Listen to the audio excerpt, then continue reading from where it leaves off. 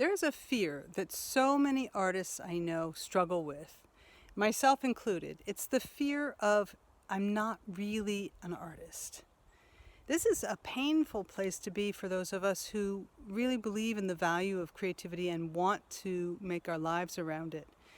So there's a lot I have to say about it, probably too much for one short video, but there's two very particular things. One is, the first is very important.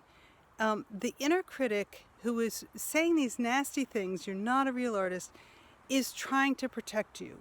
It was a system that they came up with, that part of you came up with eons ago in your youth, when you needed to belong and you needed to not be judged harshly by the people around you who would say, oh, she's only 5, she's not a real artist. Okay, well, maybe at 5 your skills were not developed. Could be. So, but that critic is using that language in a way that is no longer effective for you, but the underlying messages that it's providing, really useful. So let's go through just a couple of them. One of them might be, you're not a real artist because, you have to figure out the because you don't spend any time in the studio. You're not actually making work. How can you be a real artist if you're not producing? Great. Well, actually, that's good information to think about. You need to assess how much time are you putting into the studio, how much time can you put into the studio, and really just allocate time. Sometimes it's about scheduling it in, it's about showing up, it's about making sure that you're actually holding yourself to your own commitment to yourself. That can be very hard, and the inner critic is going to yell at you if you're not doing it.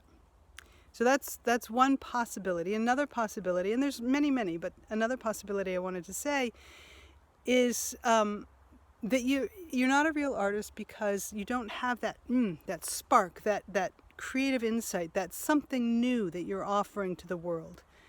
Your inner critic is holding you to a high standard, and thank God for that, right? So if you agree with yourself that there isn't a spark there right now, you might want to look at what you can do to go deeper into your work. If you're finding yourself redundant, repetitive in your own ideas, if you're finding that you're kind of bored with your work, then it's time to open yourself up to an investigation that's not so comfortable, right? That allows you to explore something new and different for yourself, or to dive into yourself on a deeper level. If you're an artist who cares about making work from the heart, work that matters in the world both for your own healing and for the healing of the world, then it's really essential that you stay true to that you continue to challenge yourself to go deeper, to make space for the unknown, to let yourself muck around in the darkness. And that's a very vulnerable piece of work to do as an artist, and one that I help people with all the time. So those are just two possible insights that your inner critic who is saying you're not a real artist might be trying to draw your attention to. So again, don't listen to the negativity. Accept that inner critic is trying to help, has your best interest in mind, is not doing it very well, and listen for what's the message underneath and what can you do about it. Why is it saying that you are not a real artist? What is it under there that you can do something about? And then make a choice. Do something about it.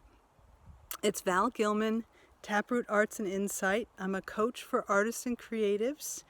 And if this has been useful to you, please pass it around, follow, and also subscribe to my newsletter, because I send out a curated collection of videos to your mailbox, and hopefully they'll be inspiring and useful. All right, have a great day. Enjoy the day. Enjoy your creativity.